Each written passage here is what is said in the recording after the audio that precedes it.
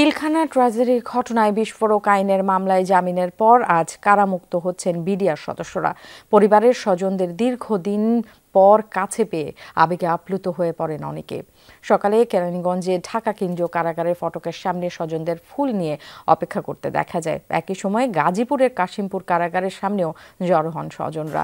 কেন্দ্রীয় কারাগার থেকে 41 বন্দীকে মুক্তি দেওয়া হচ্ছে, আর কাশিমপুর কারাগার থেকে মুক্তি পাচ্ছেন 127 জন, যাদের মধ্যে 12 জন বন্দী ছিলেন হাই সিকিউরিটিতে।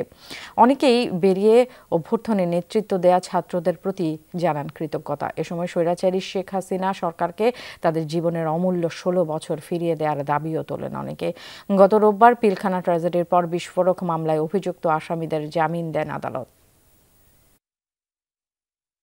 এর অনুভূতি আল্লাহ আজকে বাইর করছে আপনাদের উসিল্লায় বা ছাত্রদের উসিল্লায় আজকে আমরা বাইর হয়েছি। 16টি বছর আমাকে কে ফিরিয়ে দিবে? আমি বিনা অপরাধে 16 বছর ধরে জেলখানা ছিলাম, তাই তবে আল্লাহর কাছে কোটি কোটি শুকরিয়া যে আমি আজকে বাইর হতে পারছি।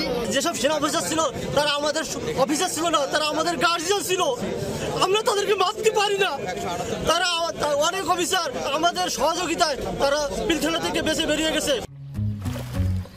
এখন তো জীবাণুদের থেকে বাঁচালে সারাদিনকে বাঁচাবে ডেটল বাঁচাবে। ডেটল দেয় জীবাণুর বিরুদ্ধে 12 ঘন্টার সুরক্ষা বলয়। সুরক্ষার বিশ্বাস থাকুক দিনভর। দর্শক, আমাদের সহকর্মীদের কাছ থেকে জানবো দুই কারাগারের সেখানকার যে আবেগে আপ্লুত হওয়া স্বজনদের খবরাখবর। প্রথমেই যেতে চাই কেরানীগঞ্জ কেন্দ্রীয় কারাগার থেকে সহকর্মী মনিরুল ইসলামের কাছে। মনির, অনেক সদস্যই তো মুক্তি পেলেন, তাদের অনুভূতি, পরিবারের সদস্যদের অভিব্যক্তি সবকিছু একটু জানতে চাই। ন্যান্সি, এক আবেগ ঘন, এক আনন্দ ঘন মুহূর্ত ঢাকা কেন্দ্রীয় কারাগারের সামনে আপনারা দেখছেন। আপনারা এই মুহূর্তে দেখেন একজন ফুলের মালা গলায় দেয়া একজন, তাদের পরিবার পরিজন যারা আছেন তাদের একজন, তারা এইভাবে তারা আবেগ আপ্লুত অবস্থায় একটা অবস্থা এখানে বিরাজ করছে। আমরা দেখছি যে বাচ্চা কাচ্চা সহ অনেকে এসছেন বা জড়িয়ে ধরছেন অনেকদিন পরে কেউ তার স্ত্রীকে জড়িয়ে ধরছেন, সন্তানকে জড়িয়ে ধরছেন। আসলে এটা আসলে ভাষায় প্রকাশ করার মতো না যে হত্যা মামলা থেকে খালাসপত্র হওয়ার পরেও তারা দীর্ঘদিন ধরে বিনা অপরাধে তারা কারাবরণ করছিলেন। সবশেষ তারা এই যে মুক্তি পেলেন। আসলে একে 41 জন কিছুক্ষণ আগে এখান থেকে বেরিয়ে এলেন এবং আমরা কয়েকজনের সাথে কথা বলছিলাম। বিজিবি বা তৎকালীন বিডিআর সদস্য অনেকে আছে, তারা এখানে যারা চাকরিরত অবস্থায় ছিলেন তারা এখানে অপেক্ষা করছিলেন। আমরা এরকম দু একজনের সাথে কথা বলতে পারি বা পরিবার পরিজনদের অবস্থা দেখাতে পারি। এইখানে এই যে দেখতে পাচ্ছেন একজন তার সন্তানদেরকে এই যে জড়িয়ে ধরছেন বা আত্মীয় স্বজনদেরকে জড়িয়ে ধরছেন। অনেকে আসলে অসুস্থ বোধ করায় কথা বলতে পারছেন না।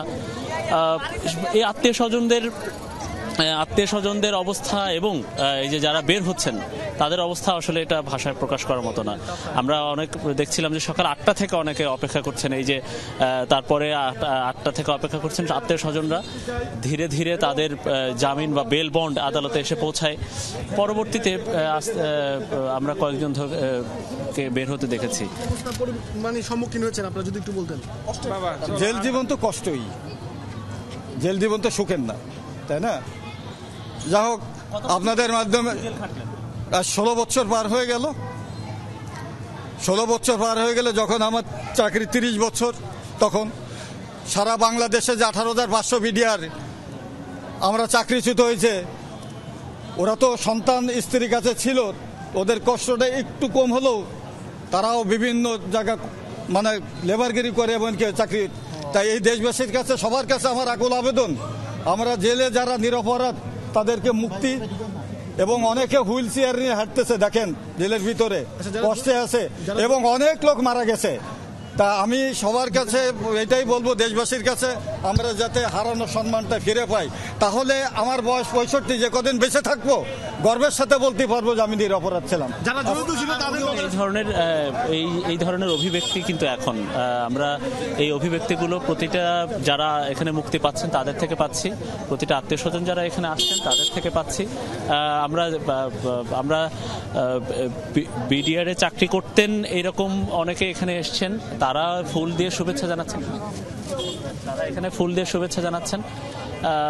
আসলে আপাতত যে 178 জন যারা মুক্তি পাচ্ছেন, এখানে আমি এখন আছি কেরানীগঞ্জ কেন্দ্রীয় কারাগারে, এছাড়া কাশিমপুর কেন্দ্রীয় কারাগার থেকে ওখানে বেশি সংখ্যক আসামি মুক্তি পাচ্ছেন বা তারা মুক্তি পাচ্ছেন। তো সেখানেও নিশ্চয়ই একই আবেগঘন পরিস্থিতি। মনির, আপনার এখানে যে আবেগঘন পরিবেশ বিরাজ করছে ঠিক তেমন কিন্তু কাশিমপুর কারাগারেও বিরাজ করছে। আমরা একটু কাশিমপুর কারাগারে যেতে চাই, সেখান থেকেও মুক্তি পাচ্ছেন বিস্ফোরক মামলায় জামিন পাওয়া বিডিআর সদস্যরা। সেখানে আছেন সহকর্মী হোসাইন আলী বাবু, তার কাছে যেতে চাই। হোসাইন, একটু জানতে চাই এই কারাগার থেকে মোট কতজনকে জামিনে মুক্ত করা হচ্ছে, আর আপনি সকাল থেকে জানাচ্ছিলেন স্বজনদের যে অভিব্যক্তি, একটু জানতে চাই সেখানকার আনন্দ ছবির কথাগুলো। সকাল 8টা থেকে আসলে পরিবার পরিজন তারা কিন্তু আসলে কাশিমপুর কারাগারের সামনে অপেক্ষা করছেন, তাদের স্বজনরা বের হবে। এখান থেকে প্রায় 126 জন বের হবে, এর মধ্যে কিন্তু আসলে 40 জনের মতো বের হয়েছে। আসলে পরিবারের সাথে যে তাদের যে সাক্ষাৎ, সেটা আসলে বের হয়ে সেখান থেকে যে তাদের কান্না আবেগ, সেইগুলো আসলে আমরা দেখতে পেয়েছি। এর মধ্যে আরেকটি বিষয় আসলে জানিয়ে রাখি, সেটি হচ্ছে যে একজন সাথে কথা বলেছিলাম, তার 6 মাস বয়সে আসলে তার বাবা এই জেলখানায় বিডিআর যে বিস্ফোরক মামলায় জেলখানায় ঢুকেছেন, আজকে সে বের হয়েছে। 6 মাসের বাবার আসে আদর, বাবার স্নেহ, বাবার ডাক, সেই জিনিসটা আসলে তার পায়নি। সেটা আসলে কান্না করে আবেগ দিয়ে আসলে বলছিল যে বাবা নামে যে শব্দটা, সেটা শুনেছি, বাবাকে দেখেছি, কিন্তু কাছ থেকে কখনোই বাবাকে জড়িয়ে ধরতে পারিনি, বাবাকে ছুতে পারিনি। প্রত্যেকটা ঈদের সময় বাবার যে আনন্দ, বাবার সাথে যে কথা বলা, সেই জিনিসটা আসলে পাইনি। এমনভাবে আসলে আবেগে কান্নায় বলছিলেন সেই মেয়েটি। আসলে এখন তার বয়স প্রায় 16-17 বছর, সেই সময়টা তার কাটিয়েছেন এই বাবা ছাড়া, সেই কথাগুলো বলছেন। এখন কিন্তু আসলে প্রায় 126 জনের বেল বন এসেছে, সেখানে আসলে যাচাই বাছাই করা হচ্ছে। এবং এছাড়াও শুনেছি যে আরো 4 জনের বেল বন কিছুক্ষণের মধ্যেই ভিতরে আসবে, তারপরে সেই 4 জনের যাচাই বাছাই করা হবে। যাচাই বাছাই করার পর আসলে তাদেরকে পর্যায়ক্রমে ছেড়ে দেওয়া হচ্ছে। স্বজনরা আসলে সকাল থেকেই ফুল নিয়ে অপেক্ষা করছে, মালা নিয়ে অপেক্ষা করছে। কেউ গোলাপ ফুল নিয়ে এসেছেন, কেউ রজনীগন্ধা নিয়ে এসেছেন, কেউ গোলাপ নিয়ে এসেছেন, মালা নিয়ে এসেছেন। মানে যে যার মতো পাচ্ছেন সেভাবে আসলে ফুল নিয়ে তাদের আত্মীয় স্বজন এবং স্বজনরা অপেক্ষা করছে, তাদের যে পরিজন সে বের হবে। এই 16 বছর 17 বছর পরে বের হচ্ছে। 2009 সালের 25 যে জানুয়ারি মাসে যে 25 তারিখ, সেই 25 তারিখ ঘটনার পর থেকে আসলে তারা পর্যায়ক্রমে বিভিন্ন জায়গা থেকে তাদেরকে জেলখানায় দেওয়া হয়েছে। বিভিন্ন এর আগে 2010 সালে এটার মামলা আদালতে শুনানি হয়েছিল, তারপর যে আবার বন্ধ ছিল, সেই প্রেক্ষাপটে আবারও শুরু হয়েছে।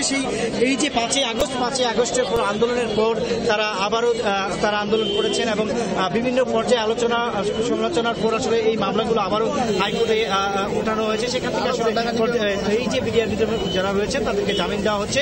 এখন কেন্দ্রীয় কারাগার কেরানীগঞ্জ এবং কাশিমপুর কারাগার থেকে পর্যায়ক্রমে বেরোচ্ছে। এটাও আসলে যারা রয়েছেন তারা বলছেন যে আসলে আমরা যারা জামিন পেয়েছি আরো অনেকেই রয়েছে, তাদের সকলকে জামিন দেওয়া হয় এবং তাদের যে 16 বছর যে ক্ষতিটা হয়েছে সেটা পুষিয়ে দেওয়া হয়।